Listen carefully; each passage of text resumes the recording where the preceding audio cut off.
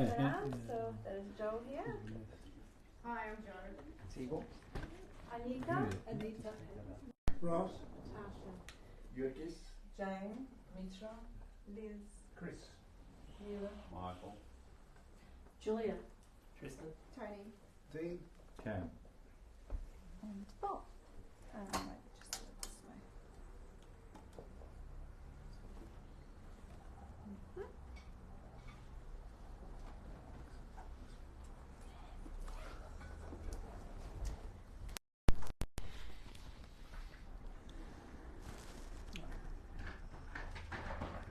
So I'll have to do it before they're pulled off.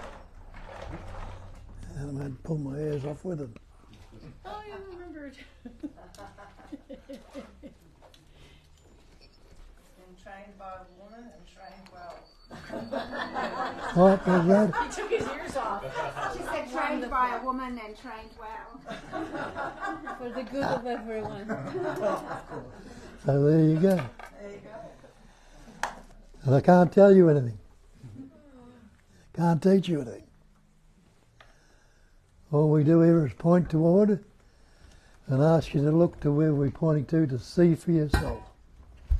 Because what we point out, non-duality, there is nobody that can teach you or tell you anything, because we're talking about the one essence that's pattern, shapes and forms, experiences, and expresses as everything. And you're already that.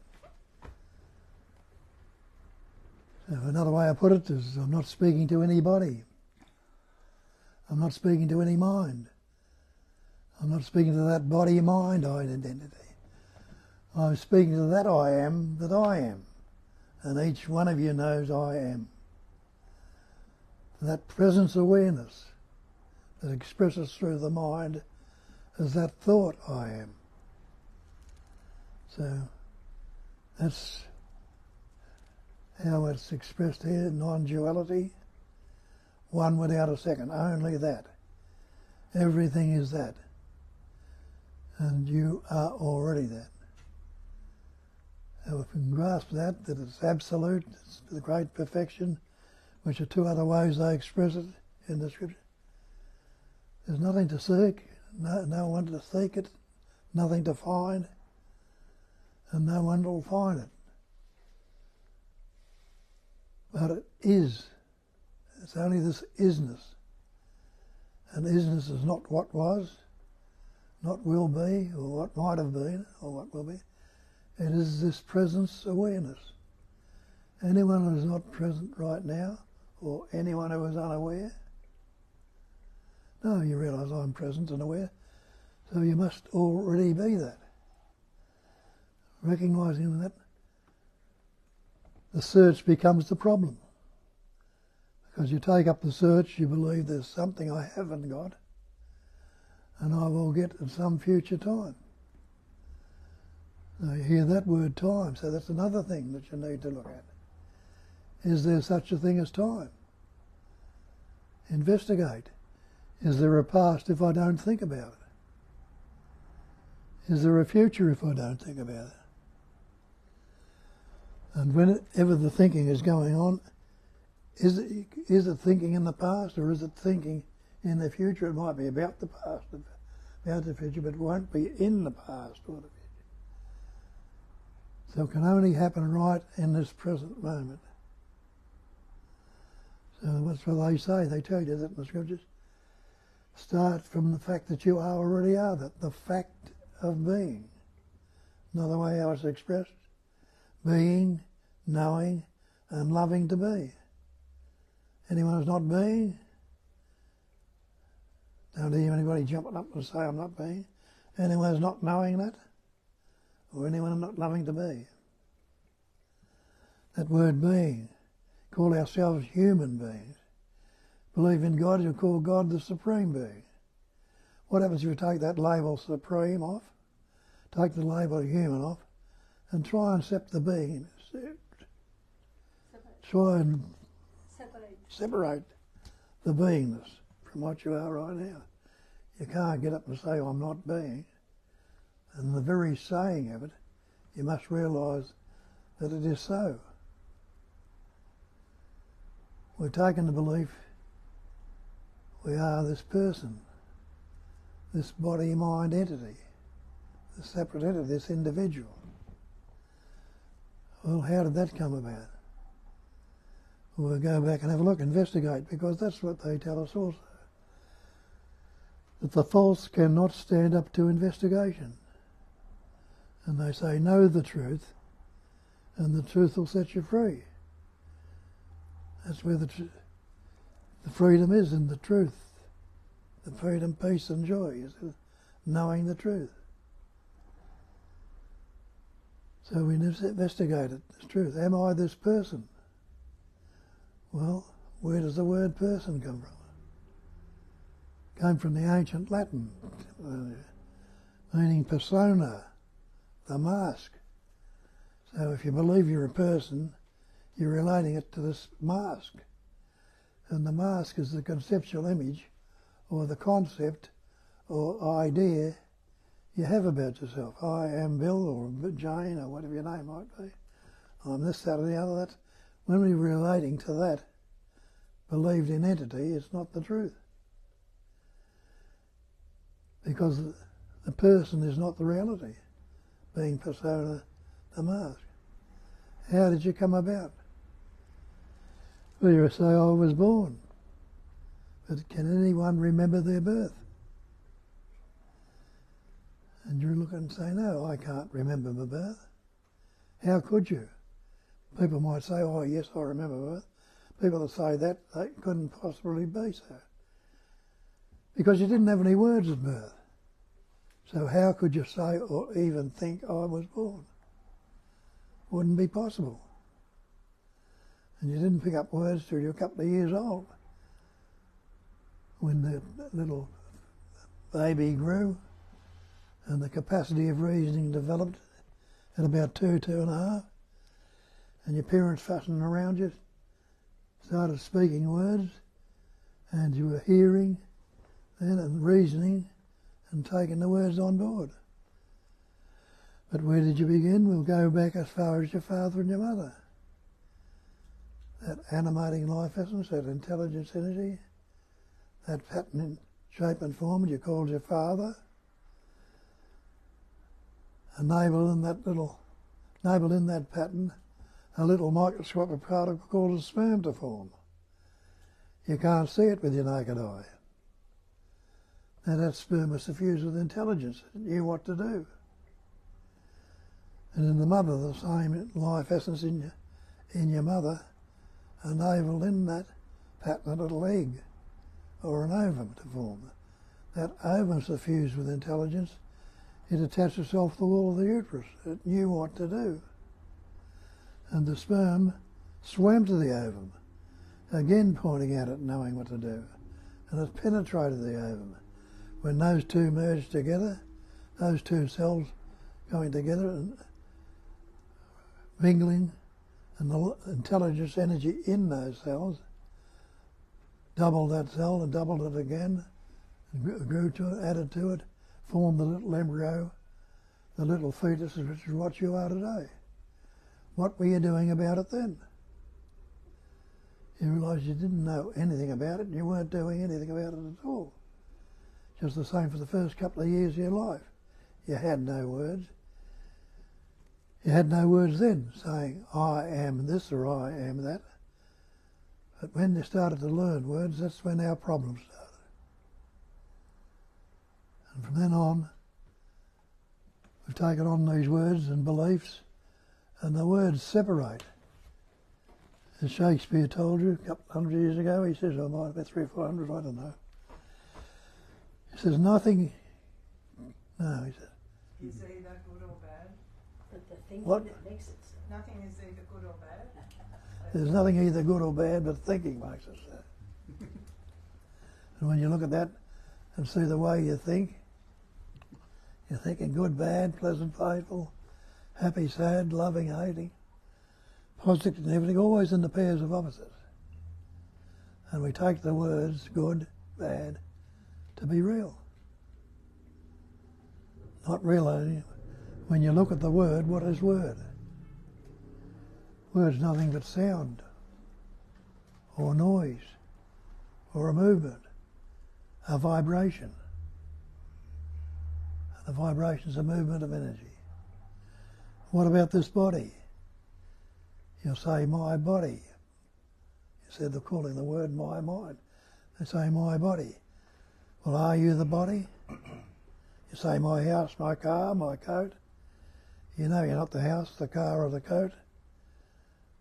Maybe you're not the body either if you say my body. Whose body is it? Well, investigate and see, what's the body made up of? It's made up of elements. Air, earth, fire, water, space. Just like the elements around you. Separate yourself from those elements. Separate yourself from the air. You're not going to last too long. Take the water out of your body. You won't last too long. Take the fire, the body temperature, or get out of the space. So when you investigate, you see you're not separate and apart from those elements. And all those elements can be broken down to subatomic particles into pure energy. So it's all, as Einstein tells you, energy. And he says, and that energy is doing all the work itself. It's an intelligence energy, the activity of knowing. Everyone is knowing right now. And that knowing, the ing on it, the knowing, is a movement, an activity. Any activity is a movement of energy. So it's vibrating into words, thoughts, feelings, emotion, and all the different actions, all activities. So all vibrations, all energy. And they call it in the scriptures the basic space of phenomena. They say it all takes place in space. And space is all there is. What's the very first thing you say? See, you'll say, I see this, I see the chair, I see anything. The very first thing, the closest thing to your eyes is space. Emptiness, no thing. This room is space. Space is in the outside there. Wherever you look, there's always this space. That's the problem. It's there, it's obvious, it's evident. We don't notice it. And they call it space-like awareness, the basic space of phenomena. Space is no thing. Try and find a boundary to it. Try and find a beginning to it. You can't pinpoint or postulate a place where space begins. Try and find an end to it, or a circumference to it, or a place anywhere at all you can say it begins or starts, or it is separate from it. Has it got any shape, any form? If it's got no boundaries, no beginning and end, it's shapeless, formless. Yet everything, and you and I, are the content, the house, the trees, the flowers, the planets, the stars, the earth, all the other elements are the content of space. You can't think of anything to be outside of space. Even when they talk about the beginning of the world, say, well, began millions of years ago, and with a Big Bang. What would the Big Bang be in? It'd have to be in space. Could you think of what it would be outside of space? Is there anything outside to it? There's not. So space is the absolute. And all the content, everything is the content of space. Space is the absolute. It is no thing, having no beginning, no shape, no form. We are shapes, forms, patterns, and every other thing, so-called thing in space, has patterns, shapes and forms. But it's all the content of space. Space being no thing and everything the content, nothing at all outside of it, nothing separate from it. Can something come from the no thing? It can't. So in reality, we all are no thing that vibrates into different patterns, shapes and forms and experiences and expresses as everything. And that goes for every so-called thing in this manifestation. And they call it all the adornment of space. It's all appearing on or in space, all adorning space, but it's not separate or apart from space. So that's what it is, the space-like awareness. It's called it Satchitananda Rupa, existence, consciousness, bliss, name and form. Existence, there's nobody in this room who's not existing right now. Nobody who's not conscious or unaware. You're all aware and you're conscious. No one who's not happy to be. You don't want to be dead right now. You want to be, so there's a happiness to be. So you already are that. But we don't see it. It's that close and so familiar and so common that it's ignored. And they tell you that in the scriptures, that it's ignorance. And we think with that word ignorance that I'm dull, stupid, I don't know. But it's not even that. It just means simply that we are ignoring our space. We think we are this body-mind because we've taken on the belief, and we go from there. We've got to make this body realise or recognise the beginning to it or the reality of it. Not seeing there's no beginning or no ending because there is no time. A beginning implies time. Tells in the Bible, in the beginning was the Word.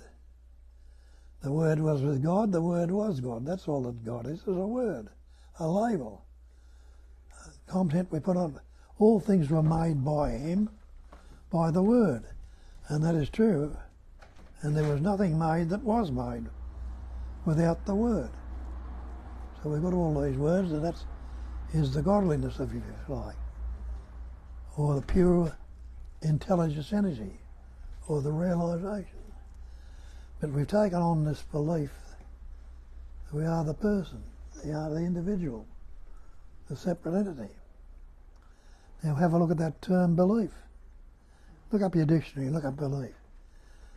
The definition of belief is an unquestioned acceptance of something in the absence of reason. Acceptance of an alleged fact mind you, without positive knowledge or proof. So when you put your beliefs to this test, they'll fall apart. And you've done that already. You see so many things that we believed in that they know are not true. If you go down to the ocean, I said to you, go get me a bucket of blue water out of the sea. You say, don't be stupid. You know that the sea's not blue, but it appears to be blue. Look up in the sky on a misty day, you'll see a rainbow in the sky. Go up and try and grab the colours in the sky. You'll find they don't exist. It's just the sun shining through the misformed colours in the sky. I've got a crystal in the window here, or the paper on the wall that Cat's put on there, on the glass. The sun shines through, and there's a beautiful pattern of colour comes on the floor there. Another one on the stairs. They're not real. They appear to be there, but they're not real. And all the other sort of things that metaphors they put on, like the snake and the rope, that's another one. The person steps out of his cabin on a dark, rainy and wet night, and in the darkness he stands on a piece of wet rope. He thinks he's trod on a serpent. Immediately the hair stands on end, the goose bumps the rise, and the image runs through his body that he's been bitten. That image stirs up the blood pressure and everything else, and the great fear and trembling starts. Somebody comes out with a torch and shines the torch on it. Look, it's only a piece of wet rope. Immediately there is a sense of relief. But the fear and the trembling, that don't die down straight away because it's been a physical sensation now. It's been caused physically. So it takes a little bit longer. And see how we get caught up in all these concepts. And the physical way it gets into trouble with us, the thoughts, feelings and emotions. 3 aspects of the thinking. First there'll be a thought. Then it's there for a little while, then the sensation will come up. That sensation will be a feeling. And it'll feel like, as it stirred up the body, anger, fear, depression, guilt, shame, jealousy, envy, all our psychological problems come up with that belief in the sensation. And they are the effects of the cause, the fear, the anger, the depression. See how that works in your body. Something comes up and you like it. Not realising that this manifestation is transient, that it's constantly changing. That body of yours is changing right now. There are thousands of cells dying in it right at this moment and being replaced. And each cell suffused with innate intelligence energy knows what to do. Because the heart cell won't replace a liver cell, the skin cell won't replace any other heart cell or body cell or whatever other names you like to put. I can't think of it at the moment. I couldn't care less either. So each cell knows what to do. It's suffused with that intelligence. So you see, this body is nothing but a vibration of that intelligence energy also. And when this body came about, as I say, through the father and the mother, those two cells coming together, forming the little embryo, the little fetus, what were you doing about it then? You didn't have any words, so you couldn't do anything about it. Realise that. You didn't learn words till a couple of years old or a bit earlier. So you were prior to the mind. That's all the mind is thought. But you had no words until you were that age, so you were before the mind. We take belief that this mind is such a wonderful thing, and all the rest of it. There is no such thing as mind apart from thought. And if mind is thought, which particular thought are you? Well, we take that sense of presence, that thought I am, to be what you are. But it's not what you are, it's just a description. You are the life itself, as Christ told you. I am the way. I am the truth. I am the life. People talking about it, they think he's talking about himself, but he wasn't. He's talking about that sense of presence that translates through the mind as the thought I am. And everybody here knows I am and relate to it quite willingly. But then you say, I am Johnny or little Billy or Joe or whatever, and you lose sight of the sense of presence. It is obscured, covered over by concepts. It's the same as go outside on a cloudy day. You do not see the sun. Do you think the sun's left the sky? It hasn't. It's still radiated, shining in its fullness. But in that radiation, what does it do? It evaporates water. The water evaporates and rises as a cloud, which obscures the sun and blots the sun out. And what happens? The sun will keep radiating and shining, and it'll cool down, and that cloud will condense, come down as rain. And that rain turn into water and go back into the ocean. And then it'll be evaporated again. But it won't be the same bit of water that's evaporated. So that, don't get the idea you're going to reincarnate as a person. It'll reform in different patterns, shapes and forms. You can never get the same little piece out again. So it's the same as body mind. We call it a material spiritual body. But realise that spirit and matter are two ends of the one stick also. Spirit is like essence, like a perfume. You get the essence of the perfume. It's not the perfume. It's the essence, that's the spirit. It's got no shape or form. It's a beautiful sense of press, smell, or and matter is when it becomes solid, like water becomes ice, solidifies. And this is what's happened here. When our thoughts, the natural spiritual functioning of that intelligence energy in the body, that heartfelt essence, which we try and grasp onto with thoughts and label it as thought, which is not it, instead of leaving it as it is, when it's left as spirit, it's an inner intelligence, that inner knowing. And that'll come up spontaneous. But when we create it, fixate on it and make it in matter, matter solidifies it. Like water becomes steam and then condenses into ice, solid. And you know that in your language too. What happens when you say and know? It doesn't matter. You couldn't care less about it, could you? You haven't allowed it to concretise or to solidify. And you're not taking it aboard, it's not going to affect you. And the other one is I don't mind. People say, can I do this or do that? You feel affected. Oh, I don't mind. If you don't mind, well, again, good luck to them. But if it does mind, you're up in arms. So see ourselves, we beat ourselves up with this mind, making it matter and sensations and all the rest. The thought comes up, the feeling. What's your next thought going to be? And you'll tell me, I don't know. And you don't know what your next thought is. But a thought will come up. And you'll say, I think. I'm thinking this thought. As soon as you say, I think, what have you done? You formed a thinker, a subject. Now I have become the subject. And the thought that I'm thinking has become the object. Subject-object duality. We're in the pattern again. But can there be a thinker without thinking? Look at it. You see, there can't be a thinker without thinking. And can there be the thought without thinking? There can't be the thought without thinking. Same applies to all the feelings and concepts that are going on. The feeling, the thought I see, the seeing, thought I see.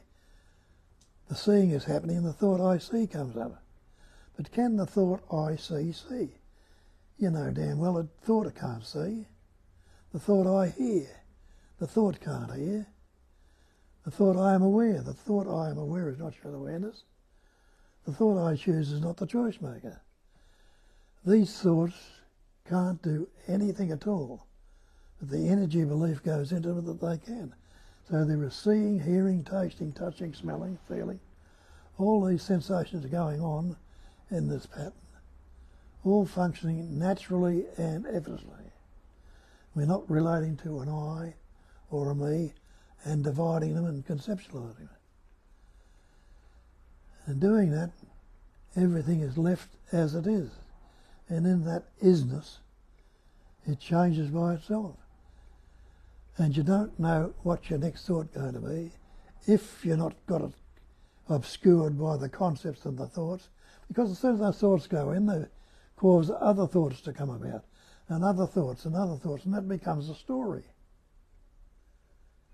And the story never ends. Goes on and on. What happens if you pause the thought and ask yourself, what's wrong with right now if I don't think about it? What can you say with that paused thought? You can't say it's good, you can't say it's bad, pleasant, painful, happy or sad. But you can't say anything at all about it, but you haven't stopped breathing. Your heart hasn't stopped beating, your hair and fingernails haven't stopped growing. Food hasn't been stopped digesting. The functioning, the livingness is going on naturally, effortlessly and spontaneously. What does that point to? Points that you're not the body, you're not the mind, but you are that animating life essence. You are the life itself. And that's what Christ told you. I am the way, I am the truth, I am the life. Nisargadatta tells you there's only life. There is nobody who lives a life. No body, no mind that lives a life. But there is life that's suffusing the body and forming the mind. It's the life that's causing the sap to run through the tree, the earth to roll the sun around the sun, the tides to come in and out, the seasons to come and go. It's breathing your beating heart. There is only the life. And life is no thing. Hasn't got any pattern, shape or form. No beginning, no end. But try and negate it. Try and negate your own being. You can't say, I am not.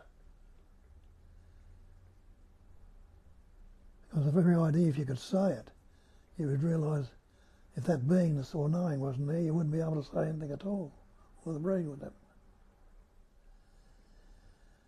Nisargadatta tells you again, he says there's only life, there's nobody who lives on that life, and out of life more life comes. Well, that's what we just pointed out here, that the more life comes out of body, each pattern, shape and form can form another pattern, shape and form, and the like. So it's that pure intelligence energy. What happens when the life goes out of the body? Well, what happens? It starts to break down immediately. Bacteria and germs and little animals will form, maggots or worms will start to devour it. Or it might get burned or buried, go down into ashes. But eventually it forms back into dust. And that dust forms back into space. So it came from space, it goes back in space. What was lost? What do you have to fear with death? When you know it's always been so and always will be so. But the fear comes about when we take on the belief we are this entity. For it's only me who can be unhappy. It's only me that can be fearful. Only me that can be anxious, depressed, guilty, jealous, envy. Me is the cause of all my psychological suffering. And the effects are the anger, the jealousy, the envy, the unhappiness, the anxiety, the stress. All those sensations or feelings are the effects of the cause me. What is cause and effect? Is it what they call karma? Now if you have a look at it and recognise the cause, me, is a fiction. It's just a concept. It doesn't exist. And then ask the question, if the cause is affection, can there be an effect? Or can there be an effect if it's not related to the cause? There can't be. So you can be rid of all your karma and all your psychological suffering by recognising that it's all that cause and effect. And that's what needs to happen. And it happens spontaneously and naturally. Something draws you to come here when you're sick of some of these religious beliefs they got, where you've got to practice this and do that and believe in this and believe in that. And if you don't do it, you're a sinner, a terrible person, you're going to burn in hell or won't come back as the next life. All these concepts they put on to put the fear of hell into you. When realise, as you are that life essence, that intelligence entity, which had no beginning and no ending, no circumference, no something, it's even and equal. And it is absolute. What can you add to absolute? Nothing whatsoever. What can you take away from absolute? Nothing. It wouldn't be absolute. And if you recognise you are the absolute, who can ever be superior to you? Couldn't be anybody, because if it's absolute, they're absolute also, and it's one and the same. Who could ever be inferior to you? No one. And what would you want from anybody else? So it'd be a different way of living, different way of life. When let things be as they are, let them unfold as themselves. And amazingly enough, it can happen. It's understood and grasped here. With all the problems that used to go on in this pattern, the anxiety, the fear, the stress, the guilt, the shame, all sorts of things go on. Very little of it comes about now, and what comes about is just a residual of the old habit patterns, and they can't stay too long, because as those habit patterns grew stronger from the time the parents just told you you were little Billy or little Jane, and it grew with more and more reinforcements when you went to school and everybody around you reinforced it. Well, till it became overwhelming, so this understanding and recognition of your true nature. You start off with little glimpses of it, and everybody's had glimpses of it. That's why it turns you to look at something else and look into this. Let those glimpses become longer and stronger and realise your true nature. I hear people coming in and say, I saw it. but I lost it. How the hell could you lose what is you always are, what you always will be? It's impossible. It might be overlooked or obscured or forgotten like it has been all these years, but it's never lost. You are that. That's the great mantra. You've always been that and always will be. Now, a lot of people in this room recognise that and know it, so we ask you to tell us about it, because you might hear it in a different way to what I'm saying it, and might resonate with it. It might be the very thing that's something that's said that will resonate with you. In that resonation, it's recognised, a recognising. And Buddha told us it's a cognising emptiness. And he made the statement of that cognising emptiness that emptiness is form. All this manifestation are forms. And he told you that also because he turned it around the other way. Emptiness is form, and these forms can be nothing other than the emptiness. So the belief in these pattern shapes and forms is emptiness. You are the emptiness believing. And remember what I said about belief before, an unquestioned acceptance. Have a look and see.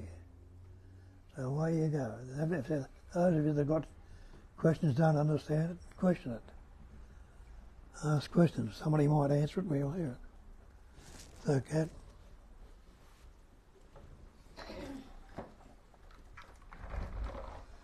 Put my ears back in.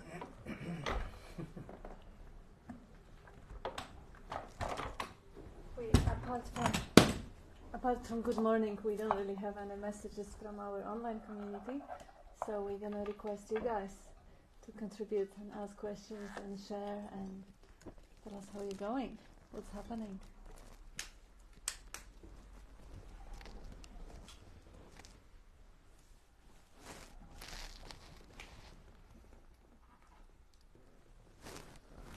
Anyone? You start? Yeah. Wonderful. Thank you. Thanks, Bob. It's always a good spiel. It's always different, and yeah, it's Different sounds to me like the same thing over and over again. but it is. It actually is exactly that too. Like it's exact. Every single word, every single pointer, is pointing to the exact same place. It's just that's all I could hear in the spiel. It was like everything was exactly just to the same place, and that place is that, and there's nothing. That's all there is. It's incredible, and so Bob, like for example, you described like spirit and matter, and like matter being condensed spirit, or yeah, but you also described it's like I am the way, I am the truth, I am the life, and then you described life energy, intelligence energy, life living on life. But all these things, they're different words, aren't they? Like Yes. you're saying the same. It's the same thing. Like this energy, this intelligence energy that you refer to. What is it, Bob? I'm like, It's life. stop it. Only that.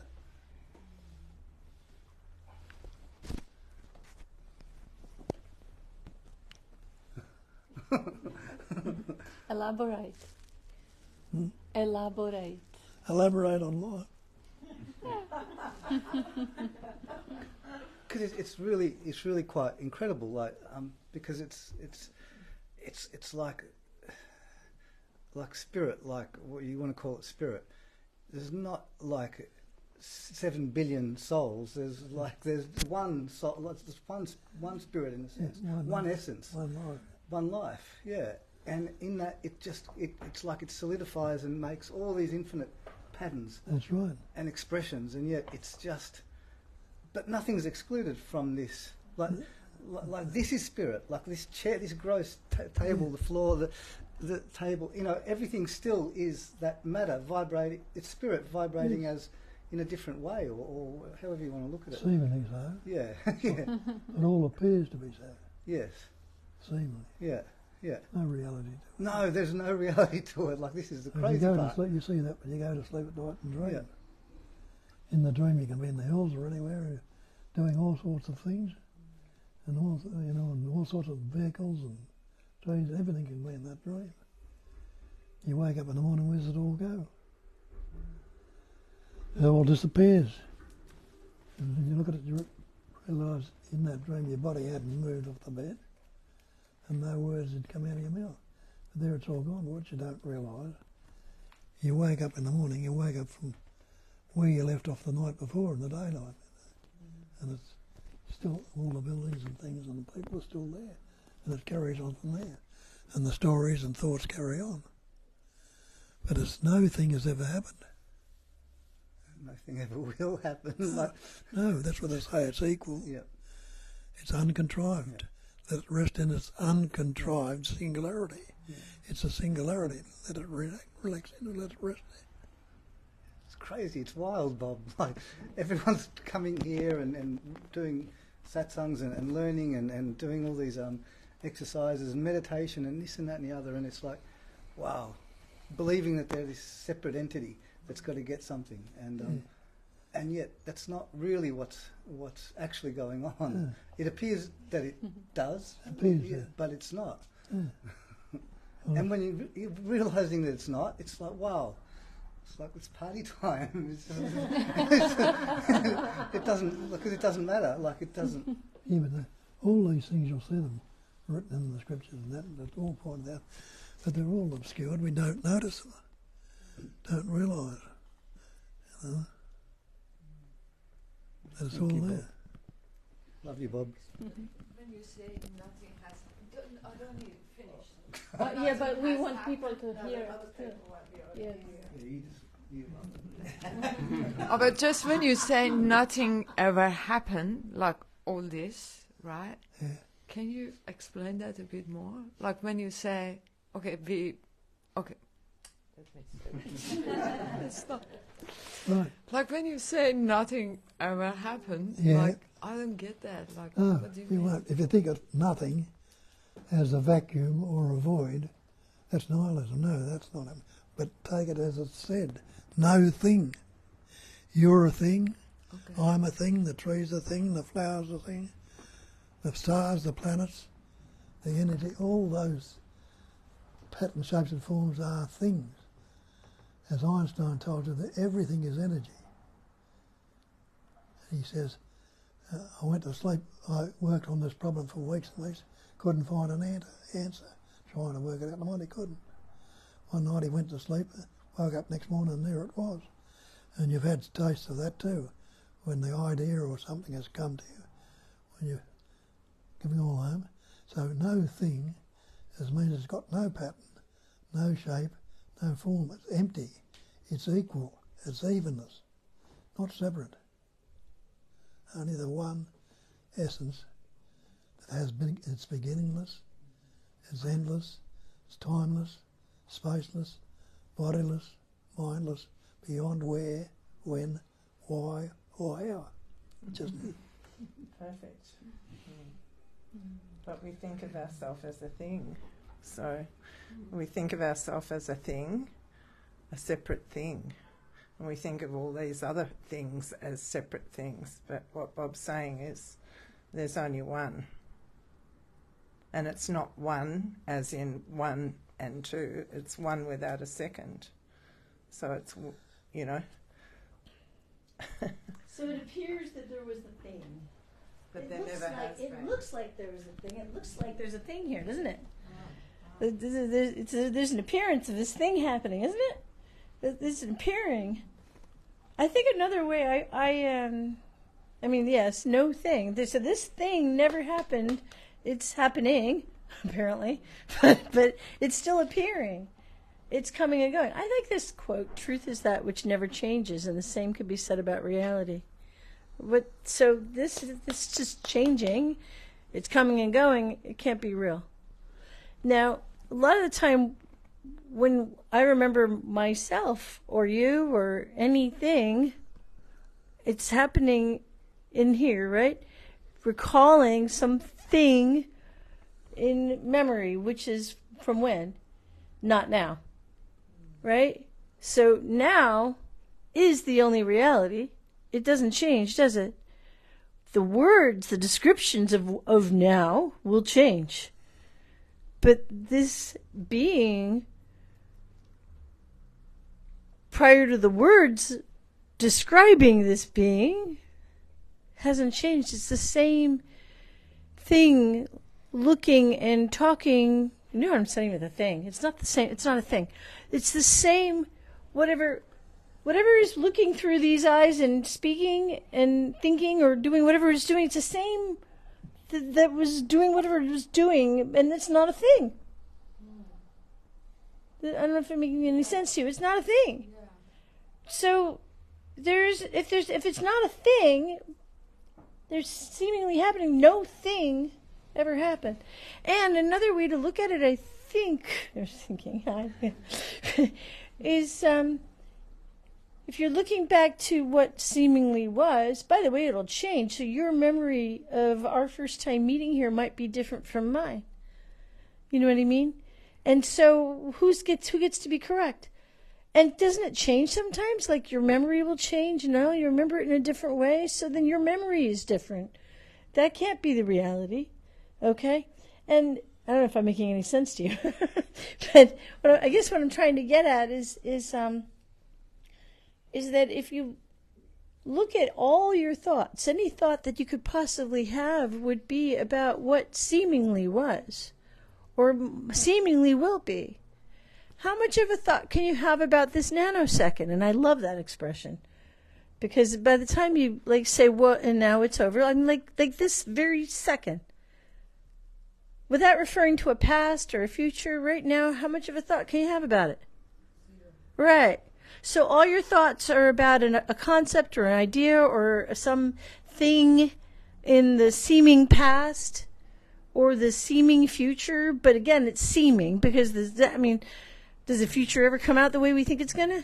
Right? And then the past, well, then that's up to interpretation. So again, it's dreaming. All of it is dreaming. Huh? Dreaming of the dream. It's a dream. It's dreaming. And that just that understanding, I think, can be game changing when you can see that. It's like, when you had a bad dream. You ever had a bad dream and you wake up in the morning and you were like, it was really real, wasn't it? You're like, oh, I was in a plane crash actually the other day. It happened. Another day, it was for a little bit while I was making out with George Clooney. It was cool. Okay, that was a good dream. That was a good dream. I like that one. But the bad dream was the plane crash, right? So that happened, and in the dreaming, it was real. Okay, it was real, just like it seems really real that we're in a room together, right? It feels really real, and then you wake up, and I was like, oh, it was just a dream. That wasn't in a plane crash. No plane crash. Good. And no George Clooney, but hey, that's okay. I'll hold. It didn't happen. Nothing. It's and you can see that it's dreaming. Did it really happen? The plane crash or me making out with George Clooney? Ugh. No. No thing ever happened. Does that work with you? I got it. Taste the stick. Yeah, but this is great. Yeah. Oh, sorry. I got Bob wrong. I got him wrong. But yeah, right now when you were talking, and when Bob was talking, I just really went to this, I can't describe it, but like seeing everything, and nothing was looking. The nothingness was seeing. Something like that, if I can put words in it. But, and then I wondered what to do with it and all that. And then I went back to mind again. But that wondering The is narrator. it too. The narrator. That wondering is also it. You don't have to separate that either. Right. Yeah. It's all included. Yeah, so the investigation, the mind, they're all Yeah, it's in all that. same- That's, same Bob Nothing says was it's trying to do just something many then. expressions. yeah. And you can't say anything about it, so I wondered why I really wonder, but I don't know what else I can see. What what else is there to see? I don't know. Like, this is it? Like, nothingness is looking, but I'm sure I'm not transformed or anything. Like, How can this you is be a sure mind about thing. that? Because Because you believe it. that's... And what's the I don't belief? know, yeah. I don't know. I'm just expecting something, you know. a bit- Exactly. You have certain the problem. set expectation which you believe. Yeah. Look at that. Because, you know, like the moment you keep explaining, and you need to keep explaining to yourself, by the way, we have a comment from Vivek, no thing ever happened. Things change. But check what never changes. This is exactly was my question. Nothing never happened. That was my original question, you know. Yes. And What do now you mean you by come up, that? nothing ever happened. No thing ever happened. No You thing come up ever with the idea, you know, things are changing. Ignore them. Go for that which doesn't change. Discard everything that changes. Even the belief, even the certainty that you haven't been transformed, that something is yet to happen in the future, which you know doesn't exist because you've never experienced it. And all that chatter, engaging and trying to explain and translate and understand, all mental activity going on. And that is part of mental activity, believing that something else is yet to happen. This is what is changing. This is precisely what doesn't matter. This is what is to be discarded, yet to be seen. And I like how actually the energy started from Din giving us the, you know, showing that everything is just one essence expressing in 1,000 things, and saying, well, so what's there to do? You know, life is a party, you know, and then coming through, someone says, well, it's dreaming. Julia says, life is a dreaming, you know, life is a maya, or life is nothing ever happened. Or see how many metaphors we can have to life, and trying to live up to that metaphor. We are having, and then we had a couple of congratulations for our 8th anniversary of our first date, which is a beautiful Is it thing. today? Yes. Oh, So it is congratulations. another metaphor for life. You know, life is a romance, and it is a beautiful part. You know, like thinking of life as a totality. It has all those metaphors. You know, you may have a role of a seeker, you may have a role of a mother, you may have metaphor of life being a tragedy or drama or comedy or a romance or whatever it is. But life really, as a totality, doesn't live up to one particular story or metaphor. And if you are stuck in that identity and that definition of your life, I am a seeker and I haven't found, there is still yet something more to get out of life. That is exactly how your prison has been built and locked up. And you can't get what you Unless already are. you- You can't unless get you what you already realize- are. Okay, Jane, thank you. Over. Yeah. No, I'm just saying you Yeah, can't. You could can't get wait what you till I already finish are. the sentence. You can't. Okay, you couldn't, obviously. It can't get what you already are. You just are. Sorry. It's not the mind. Yeah, it's not the chatter or the narration. It's But yeah. it is also the chatter and the narration. It can include That's that. what gets missed. It actually is also Yeah. the chatter and the narration. It's all of it. It cannot be Including not the be. idea that you're not it. Like, move closer to that as well. I have a painting in my house. Oh, you were going to say something. Go ahead. Yeah, I might have to bring the mic, and I think Tony's. You can. I think Tony was next as well. But did you? Yeah, want to yeah. finish No, what you- no, Yes, I'm the okay. additional I'm thing okay. Sure. Just get on. Sorry. Judy was saying before about the dream. Loved all that stuff about beautifully expressed about the dream and stuff. And there's another aspect to that is the measurement of the dream. So that's also no thing. So I think if you just forget the word nothing, just apply it to Bob's void. You know, empty. That there was never any universe or anything whatsoever. There was just a blackness, that nothing else. That's nothing or void. No thing is everything else. So any kind of activity, to me it's really just, life is just activity, and that's it. It's actually not, for me it's not even really being, it's just doing. Doing is all that there is, but with no notion or worded sentences coming up describing it at all. And those notions and worded sentences are also part of the doing. So it's just doing, a notion, a sentence, a movement. It's just everything that is not void, like nothing ever happened. Yeah. So forget about nothing being even part of this universe. Nothing is just void. No thing is. And like, I think in your moment when that you described before, it's probably just no thoughts were popping up, no notions that weren't even worded yet, or no worded sentences were arising about the experiencing that was going on right there. Yeah, empty. And so the measurement aspect is really just, you know, like Kat often points out, different animals with their different eyes will see a bunch of images that might be red or purple or missing parts of, you know, what these eyes are seeing.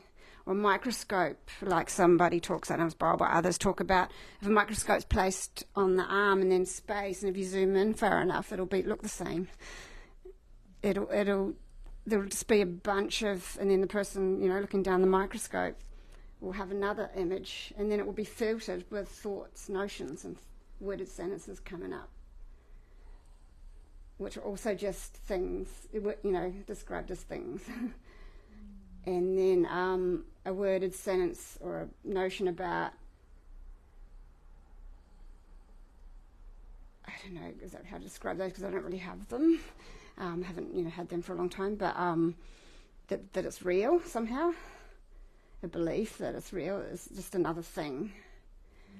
And there's no memory here of what that feels like actually, because it had been so long since I've believed in the I.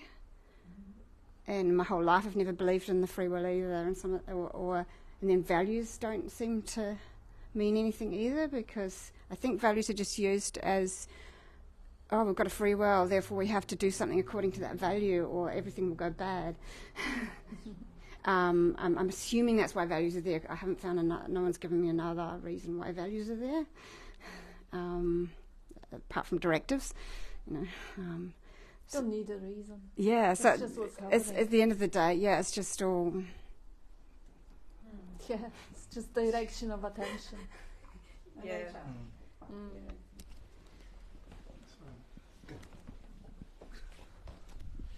I'd just like to ask Bob a question. Bob, do you have a completely chatterless mind?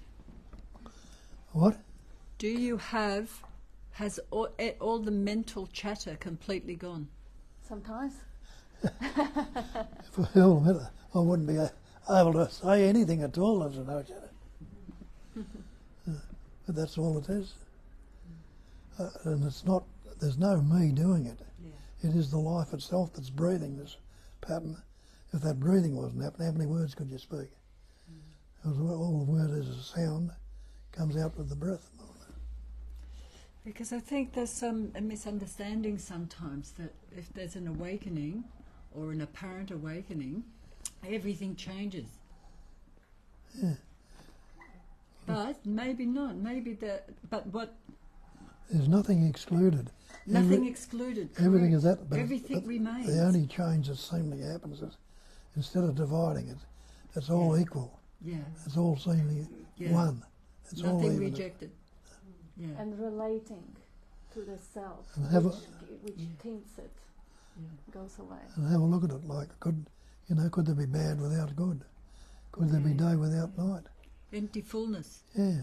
Full emptiness. Yeah. Beautiful. Thank you. And light and that night. has to be made clear, because I think sometimes, we said, I've had a profound experience, and that was fabulous. But of course, everything comes back. Yeah. But the knowledge, but the whole perspective changes. Yes, exactly. The whole centre of gravity changes. Well, there is no Something happened. That's what's always And that's exactly that something happened, but when it does happen, you can see it was always there. Yeah. Nothing new was revealed. That's when you say it comes back. It never left. Yeah, that's right. Yeah. Can we let Bob speak, please? Yeah. Yes, Yeah. go on. I've said You it. go. Yeah, I have to say it again. Because when what You said nothing ever came back. yeah. You say it comes back. If it's no thing, it's not there. How can it come back? It was only appearance in the first place. It might appear to be so again. But is it appearance reality? It's not. It's only seemingly so. And you also said to me one day, though, Bob, you also said to me one day, many years ago, Bob, it was super helpful, that the appearance of the me will continue to arise for a while, maybe or maybe not, but that's just the play too. Yes. So it can keep playing. Yeah. And I was just offering to you, I think, for what it's worth, I think it has been seen. And then then the mind, I hear it. I've heard you a few times. Really? Yeah, and this is the experience here too. Then the mind jumps back in, bless it, and says, oh, but not this, or now it's gone again. And, it's really interesting to have a really good look at, what is mind? And Bob has, told it, mind is just time. But the mind's always going to tell you that. The answer's, I'm just quoting Bob. Yeah. The answer's not in the mind. But it will always tell you this is not it. It's very funny that way. Because it can only work in the pairs of opposites. Right. So you've spoken it beautifully. I've only seen, a few times you've spoken it beautifully, but the mind loves to, this was the experience here anyway, the mind then loves to want to solidify that particular moment that felt whatever, magical, however, it's so hard to name, isn't it? But then the mind wants to say, oh, that was it. So it must be that always. And because it can't see that it was always all of it. It was just that it got noticed for a moment. It didn't get ignored for a moment. That's the only ignorance, that it gets ignored. And attention goes to the mind, and that's okay as well. And the mind's always going to have that story, because what else can it do? It doesn't have much else, except for directions how to get here and there. But otherwise, if it's not telling a story, which is just its habit, just like, the puppy likes to run around, the mind likes to run around. But the story of the me, I think it's just a very favourite story of the mind. It is here anyway. It's a favourite. Yeah. Doesn't get over that for sure. Yes. But it is just the mind telling that story. Yeah, I'm so bored of that story, but it doesn't go away. Who's bored? Yeah, who's the bored? Yeah. Who is here to be bored? And maybe have a real look at the Really, bored. that's my question. Who is bored? And if you don't name it boredom, what is that too? Nothing then. Right, Got right, it. You got it. right. No things. See, No thing, not nothing. It's No thing. It's no. This is like, can't be. That's like, Yep. It's This is simple it. but It's not like- easy. It's so simple it gets overlooked, but it's you know it. You were born to the natural state. You were born innocent little baby. Prior to the language, it was your home. That was a natural state. And see how slowly, by creating personal story, it got obscured and it got overlooked. But every time when you go to sleep, every time when you lose yourself in doing some activity, there is no self that has any judgment about things being bored or about things being trapped. See those moments when there is no story. And by the way, that was beautiful, Liz. What she pointed is beautiful. Your assumption that there is yet still something else to get versus what you've already experienced from the point of clarity. It is so simple and so obvious. That's why when the mind opens up and that rubbish gets completely put aside, the realization is, oh shit, it has never ever not been here. It has always been here. I have always been the consciousness. It is called a cosmic joke, because the joke is on you, the joke is on me, the me that doesn't exist. And suddenly there is a realization that false construct which comes and complains, no, not this, more pleasure, something different, this is boring, I don't want that. This is a joke. This is just a cloud on the sky, and it happens in the presence that you are and have always been, and never for a moment you stopped being. It's just that costume, and suddenly for whatever reasons, probably, like that's modeling, we're learning through imitation. We imitate others who also embody the costume and believe they are that. But if not for the plain open field of presence or being, there is no possibility to even believe that I'm a seeker or I'm a woman. None of that could ever happen. And then you pause the thought. Bob will ask you what's wrong with right now. And in that moment, there is no belief. You don't know what you are. You don't know whether you're woman. You don't know whether you're seeker. You don't know whether there is something to get or whether you got it in the past. You have no clue about anything because there is no thought. And yet your heart is beating. The breathing is happening. Life's going on. Seeing is happening. Hearing is happening. All that aliveness is shining, radiating, is there. Only the story. I'm not transformed yet. All the others, I'm comparing myself to others. Who is doing that? It's just the mental chatter. A software which is designed to always complain because there is no other way to get improvement. That's the way it operates. But you believe you are the piece of software. You are not. You stop the software. What's wrong with right now? And then life goes on. Software is paused. And life goes on. You are that life. You're not the narrator. You're not the commentary. And in those moments, you know that. So there is no possible, it is completely impossible that you don't really know and you didn't have moments of clear knowing, as clear as Liz or Jane or Bob or I or anyone who actually saw through it. Because there isn't really anyone who sees through it. It's just clear seeing. When the one is recognized as a chatter, as a software, yes? Is it recognized? Sorry? Recognized, yes. When that I, that chatter is recognized to be obscuration, life is radiating and you are that life. Don't you know it? I haven't seen it that clear. That's You my have. point. The life So when is... I say I'm waiting for that moment.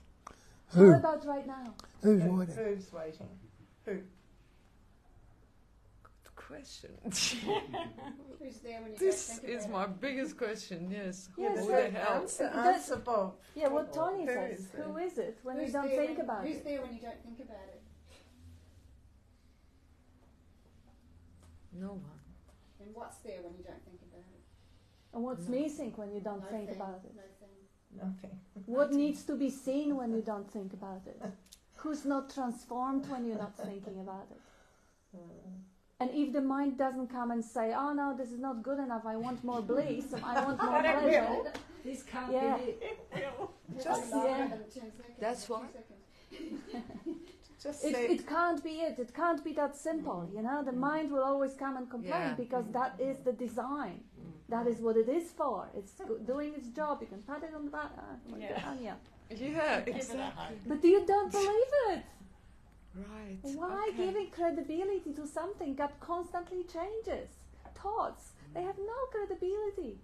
5 minutes ago that thought wasn't there. In 5 minutes it won't be there. Why would you give it any credibility whatsoever? Well, the direct experience of presence, this is credible, experiential, real, right now. Thought comes and goes. Thought, I want more pleasure, or this is not it, can't be that simple, blah, blah. They come and go. Right. Thank you. Thank you. It is simpler, yet simpler. Whatever we say, it is even simpler. Yes, but, yes, but, yes, but, Ah, yes, there but, you yes, go. but, yes, There but, you go. yes, but, yes, but, yes, but, yes, but, yes, but. Zeros and ones, binary.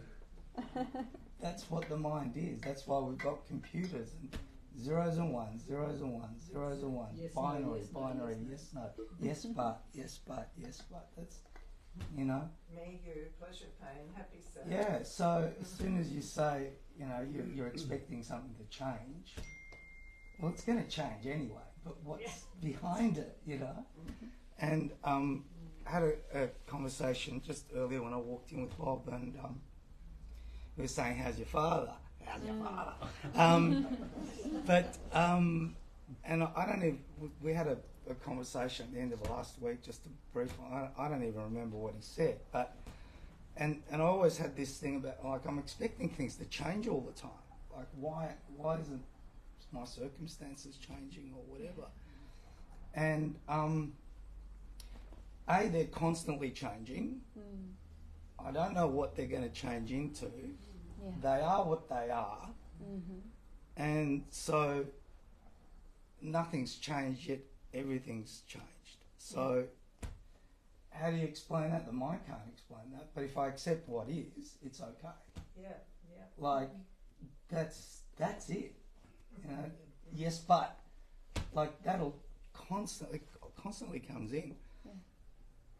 But let that but go, you know, so it doesn't matter. And you're gonna, like, the mind's gonna get it wrong anyway. Yeah. Whatever you think is gonna happen, you might get it occasionally right. and you're still gonna have to deal with what is. That's all you can deal with is what is. There's nothing else you can deal with. Where's the but when you don't think about it? I don't know, but Yeah, what? where's the but when you're not thinking about it? Yeah, try you know, that. it's just otherwise it's just forever. But what? But what? You know, it's just like, I don't know. Yeah. I really just, and And I can never know. I can never know. Yes, and this is beautiful, because I don't know mind is no mind. Yeah. The mind that wants to have all the logic, all the reason, and all the explanation is a confused mind. Oh, this is because of that. Oh, I've understood most of it. I still need to understand a couple of points. Or you put great metaphor. Oh, this is that. This means that. This is bullshit. This is all blah, blah. Tibor, here. I don't know. And here we have Vivek says, mind the mind. End of thoughts is death of the mind. Welcome to self. Well, it's even simpler than that, because the thoughts don't have to end. Just don't mind the mind. Don't mind thoughts. Let them blah, blah, do whatever they do. You know, your skin will sweat when it's hot. Your thoughts will go on because that's part of the design. Your saliva will flow as it's necessary. Your stomach juices, your heartbeat, all of it is part of the design of the costume. It doesn't matter. But adopting a place of, I don't know, and I'm okay with that. Bring up, you see, all the metaphors of life that we brought into the picture. Life is a totality, total mystery. That takes you out of any attempt to understand it, put it in words, work it out in the mind. I don't know. It's the mystery. And the part of you, when you relax really, really deeply, out of that compulsion to have all the labels and have it all worked out, and you find that place where you just trust the mystery, because it's leaving the body already, and you're totally, completely at peace with that to be incomprehensible, ineffable. The seeker dies. Where is the seeker? Seeker is in the mind. That's when the butt thoughts Constructed. drop off too. The butts, yes. The butt thoughts drop off at that point. But thoughts drop off in that place, So yes. just layers of thoughts drop off. Yes. No more questions. Yeah. And I have one more comment here from Saul. The mind attempts to grab at understanding of oneness, but cannot experience oneness. Great point. That's a great point. Like ChatGPT explaining consciousness, but having no experience of it. Great point. It is just an information gatherer, assessing what the seeming organism needs for survival. The mind does not experience itself. The mind is energized by awareness. With the withdrawal of identification with thought, there is a being with sensation and energy behind thought. The deeper I go into the energy present, form dissolves into formless essence. Beautiful, thank you, Saul. Yeah, and a great metaphor too.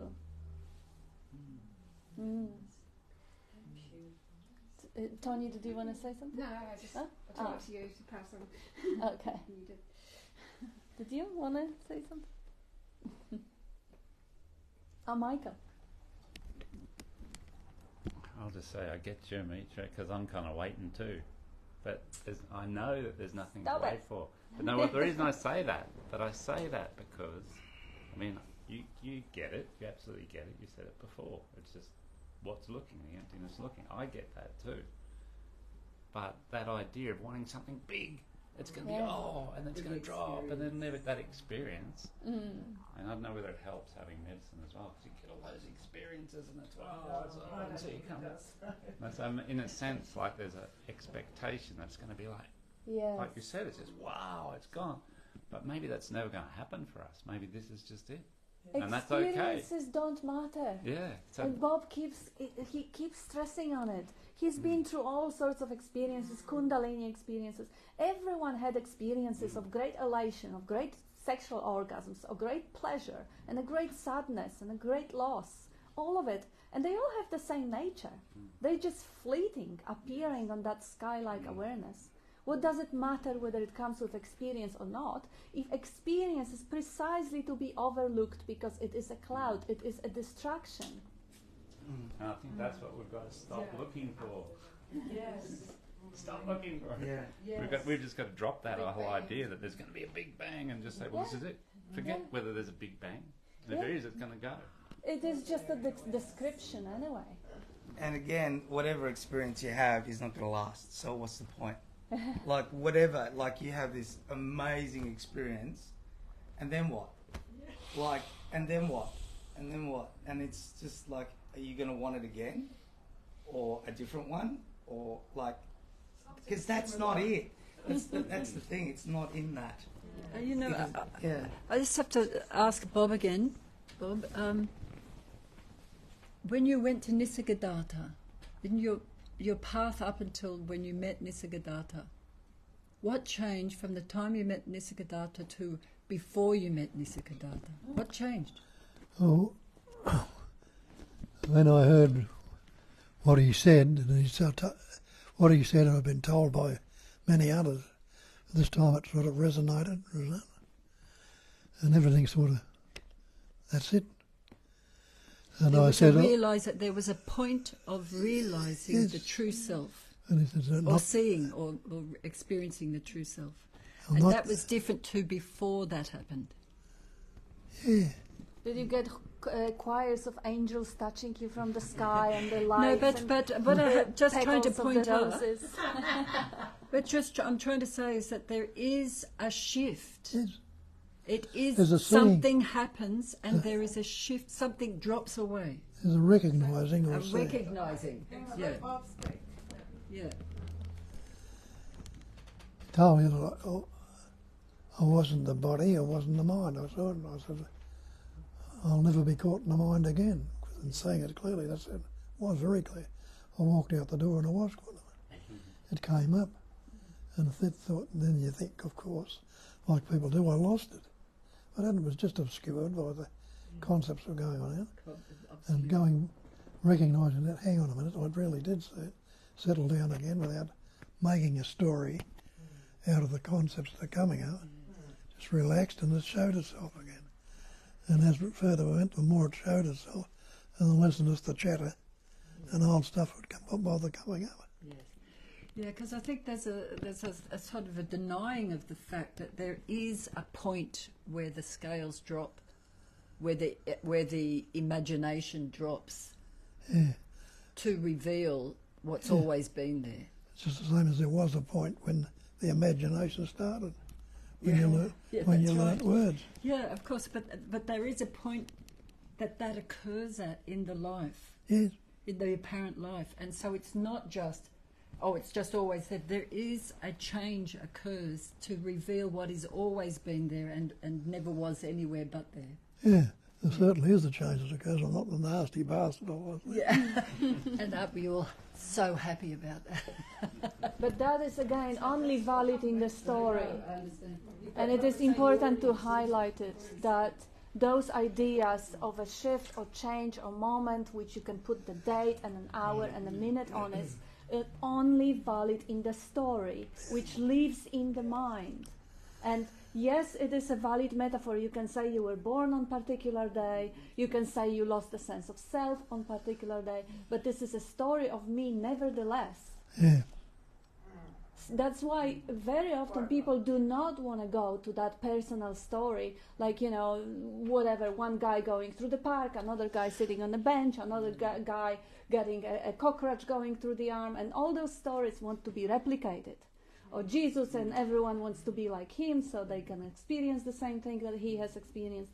All those stories can be also confusing, because we've seen through the years that we're hanging here people who never had defining moment. And for them, the realization of no self is moment-to-moment realization. And then the next moment, the self reiterates itself. And the next moment, it drops. And maybe it will shift permanently, or maybe it won't shift permanently. But the shift, permanent or impermanent, is a part of the human story, which we are not interested in really here. The difference is, instead of continuing to divide and separate, take everything in. Don't separate it. Can I just say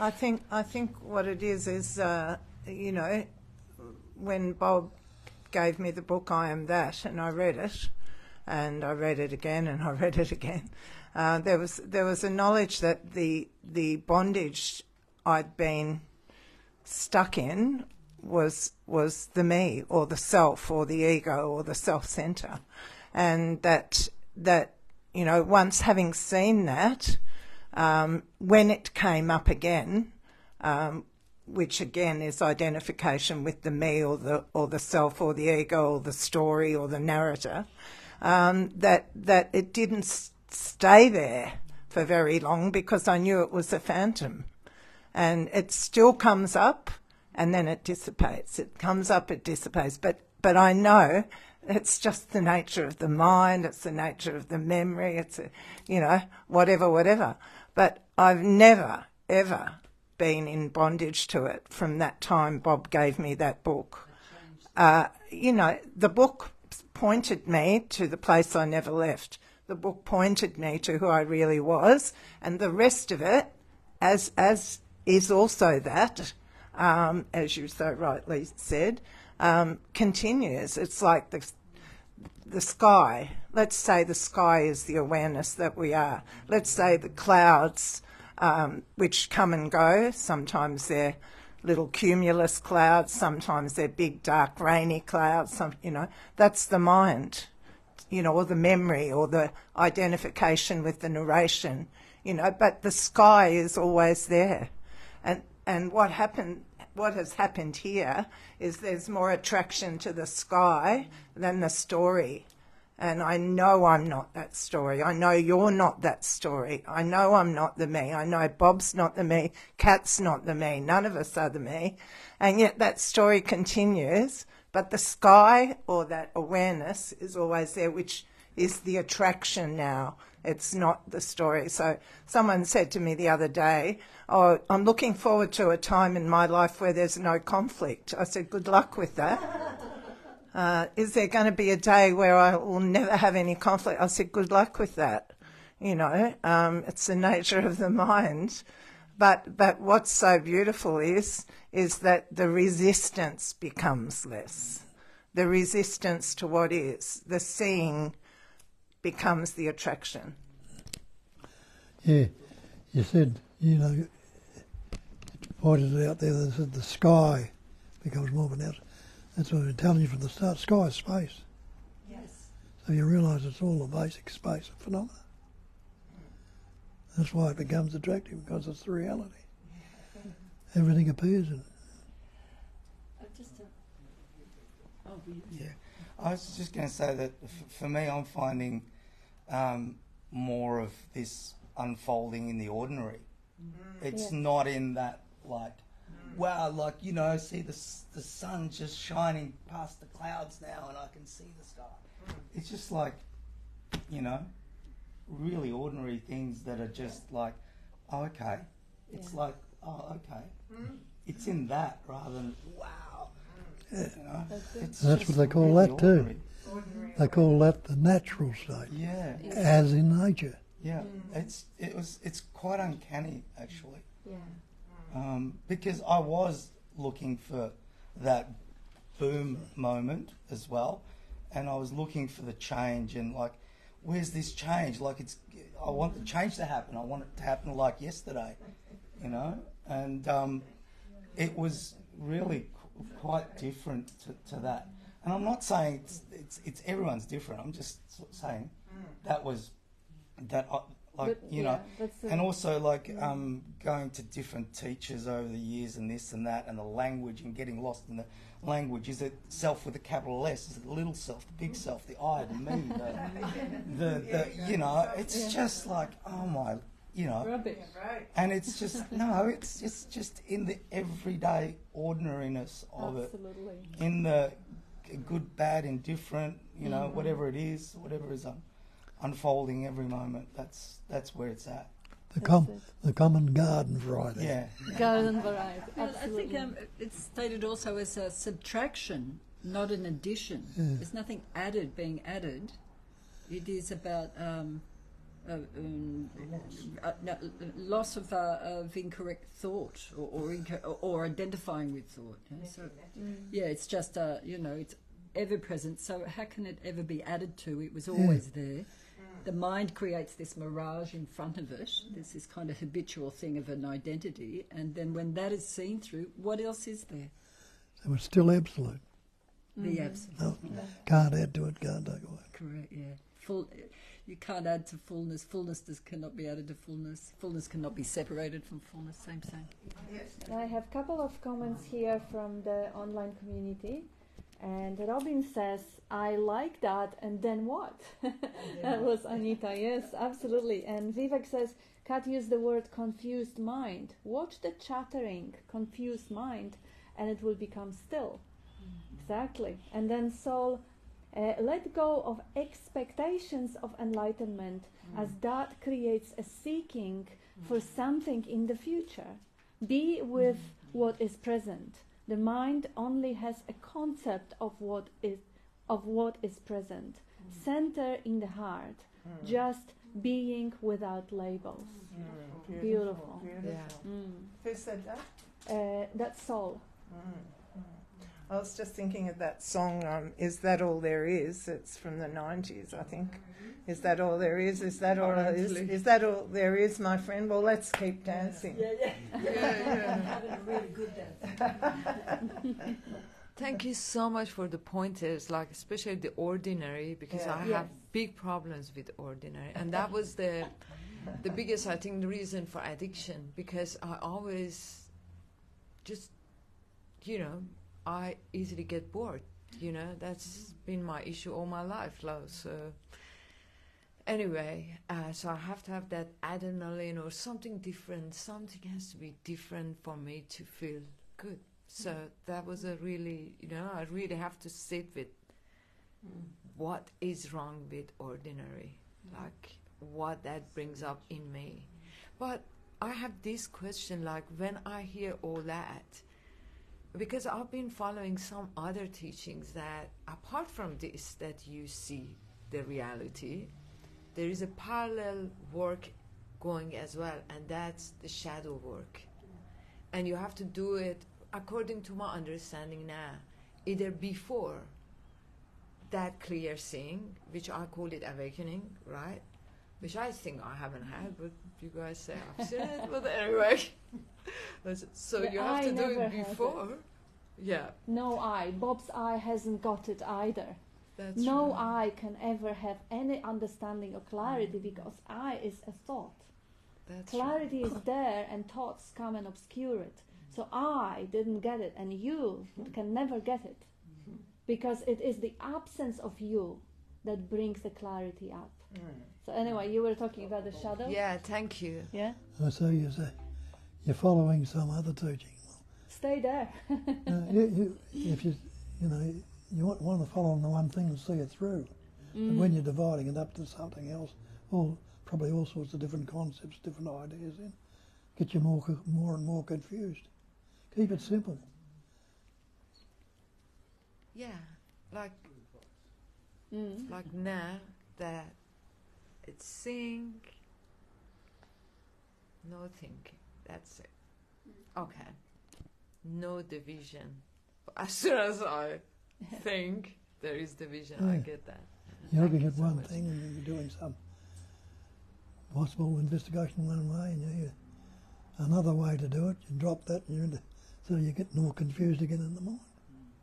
And also, it is probably another way of dealing with boredom. Going and doing some shadow work, or going and doing medicine, or going and doing whatever adventures, or whatever romances, whatever it is probably the same pattern of mind wanting more of variety and more of pleasure, more of excitement. And there's nothing wrong. This is a nervous system which has been trained to have particular level of stimulation. And when that level of habituated level of stimulation isn't met, there is a craving for more stimulation. But if you really want to be free, you actually realize that you are the awareness in which the craving happens. And as some of the cravings has already dropped away, because that interest, that curiosity was fascinating and stimulating enough to actually watch all those desires, that you didn't really have to go and follow through on them.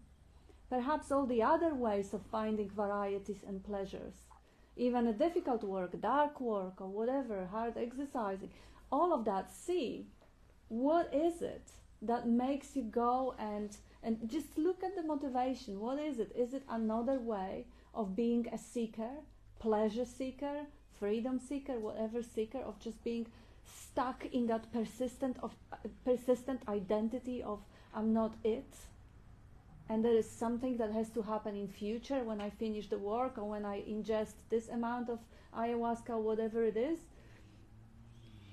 Freedom is here now. And from what you say, I just realized, oh sorry, Bob, did you want to say something? No. So from what you say, I realized that there is no need for shadow work, because you can always go back to the... Sorry, yeah, it's endless, right? So it's like just going to that, whatever it is, like, I don't got it, but, you know, whatever it is, like to that awareness, right? And that's it. No need for shadow work. No need to... Okay, like, I'm a very neurotic person, right? I mean, it runs in my whole family. Each of us got different neuro. So That's it's a like, story too, though. Yes. so not looking at that, not working on that. That's not required, right? It's not required. It doesn't mean it won't happen.